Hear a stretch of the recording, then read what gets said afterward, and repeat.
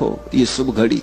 सारा जगत सोया, पत्नी बच्चे सब सोए, तुम्हें मौका मिल गया, बैठ जाओ अपने बिस्तर में।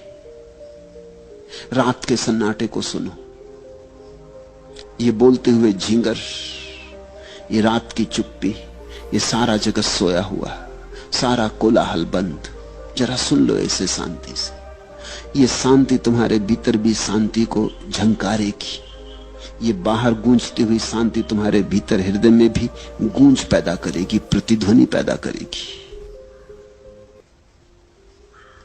जब सारा घर और सारी दुनिया सोई हो तो आधी रात चुपचाप अपने बिस्तर में बैठ जाने से ज्यादा शुभ घड़ी ध्यान के लिए खोजनी कठिन है। लेकिन मैं ये नहीं कह रहा हूं कि तुम आधी रात अलार्म भर के बैठ जाओ, कभी नहीं, तो धोखा हो जाएगा। तुमने अगर इसको कोई नियम बना लिया कि अलार्म भर के 2 बजे रात उठ के बैठ जाएंगे, फिर सब गड़बड़ हो जाएगी। ध्यान तुम्हारे खींचे खींचे नहीं आता।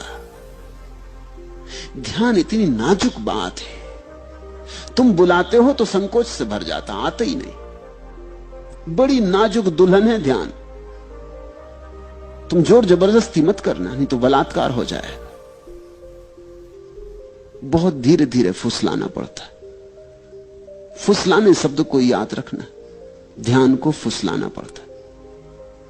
फिर 24 घंटे में कभी भी हो सकता है, लेकिन ख्याल यही रखना कि फुसलाना है, आयोजन नहीं करना। नहीं तो लोग हैं कि रोज 5 बजे उठाए और बैठ गए ध्यान करने, जड़ की तरह, यंत्रवत, मशीन की तरह। नहीं, ऐसा ध्यान नहीं होता। हां, तुम ख्याल रखो, थोड़ा अपने हृदय का भी भाव रखो कि जब तुम्हारा हृदय बहता हो तब चूकना मत। तब 1000 काम हो तो छोड़ के एकांत में बैठ जाना। अपने स्नान गृह में भी बैठ गए जाके तो चलेगा, लेकिन जब तुम्हें लगे कि हां अभी भीतर घड़ी आती मालूम पड़ती, विचार कुछ कम है, तनाव कुछ कम है, मन कुछ प्रफुल्लित है, आनंदित है, ये घड़ी है। लोग अक्सर उल्टा करते, जब उनका मन दुखी होता तब ध्यान करते हैं। लोग दुख में भगवान को याद करते। ये तो जब उल्टी हवा बह रही है तब बहुत कठिन हो जाएगा सुख में याद करना। इसलिए मेरे सूत्र अनूठे हैं। मैं तुमसे कहता हूं, जब तुम्हारा मन बड़ा सुखी मालूम पड़े, कोई मित्र घर आया है, बहुत दिनों बाद मिले, गले लगे, गपशप हुई है, मन ताजा है, हल्का है, खूब प्रसन्न हो तुम, इस मौके को छोड़ना मत। बैठ जाना एकांत में। इस घड़ी में सुख का सुर बज रहा है, परमात्मा बहुत करीब है। सुख का अर्थ ही होता है जब तुम्हारे जाने अनजाने परमात्मा करीब होता है, चाहे जानो चाहे ना जानो। सुख जब तुम्हारे भीतर बजता है तो उसका अर्थ हुआ कि परमात्मा तुमसे बहुत करीब आ गया। तुम किसी अनजाने मार्ग से घूमते घूमते परमात्मा के पास पहुंच गए हो। मंदिर करीब है, इसलिए सुख बज रहा है। इस घड़ी को चूकना मत। इस घड़ी में तो जल्दी से खोजना, कहीं किनारे पर ही, हाथ के बढ़ाने से ही मंदिर का द्वार मिल जाएगा। लेकिन लोग दुख में याद करते, सुख में भूल जाते। दुख में तुम मंदिर से बहुत दूर पड़ गए हो, अनंत दूरी है। दुख में तो भरोसे नहीं आता कि ईश्वर हो भी सकता है। दुख में कहां भरोसा आ सकता है? दुख में तो ऐसा लगता है संसार में कोई नहीं है। दुख में तो ऐसा लगता है कि ये कोई शैतान चला रहा है संसार को, कोई दुष्ट। दुख में तो ऐसा लगता है कि समाप्त कर लो अपने को। न कोई कृतज्ञता, न कोई धन्यवाद का भाव उठता। दुख में कैसे उठे?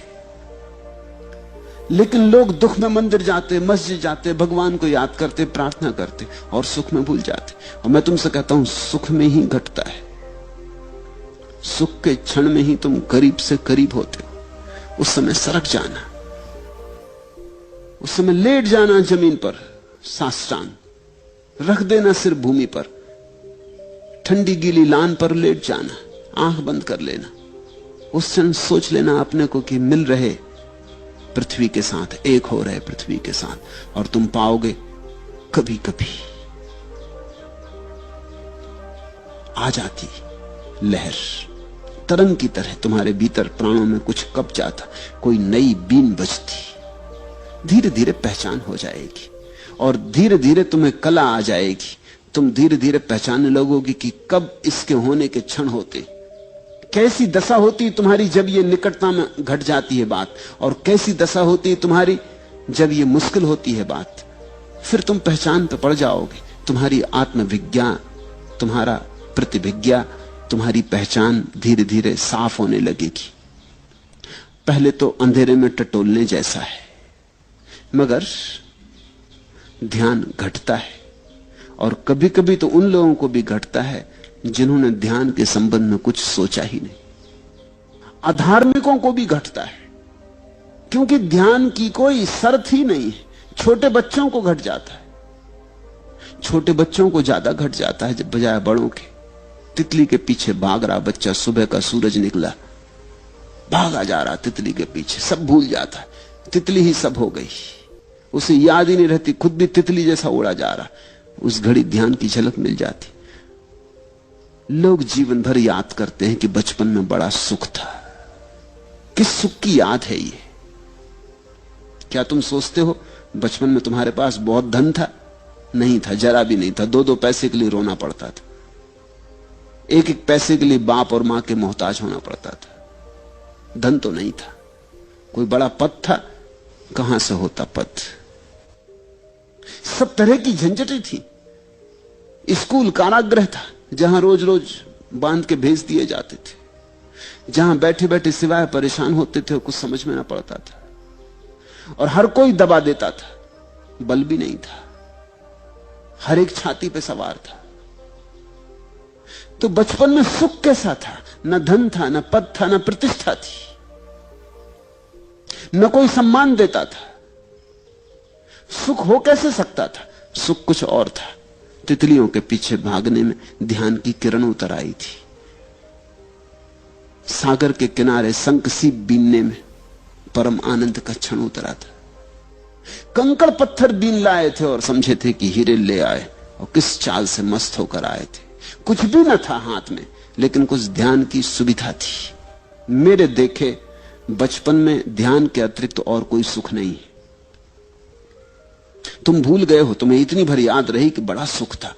अगर तुमसे कोई पूछे कि बताओ क्या क्या सुख था, तो तुम मुश्किल में पड़ोगे।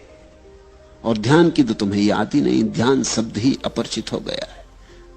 बच्चे को ऐसा पता भी नहीं था कि यह ध्यान है, पर पता होने से क्या होता है? तुम्हें पता हो कि सोना है या नहीं, इससे क्या होता है? सोना सोना है।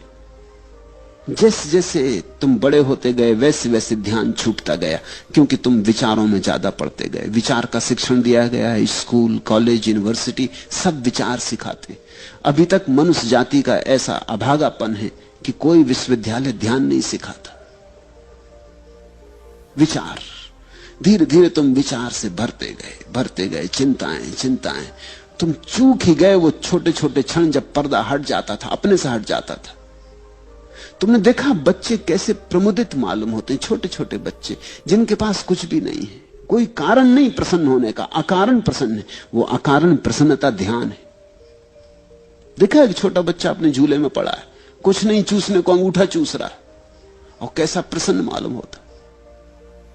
ऐसा प्रसन्न मालूम होता है कि सिकंदर भी ना रहा होगा प्रसन्न, अकबर और अशोक भी ना रहे होंगे ऐसे प्रसन्न, बड़े से बड़े साम्राज्य के मालिक ऐसे प्रसन्न ना रहे होंगे। इसके पास कुछ भी नहीं, या तो अपने हाथ का या पैर का अंगूठा डाले चूस रहा, लेकिन कुछ घट रहा है।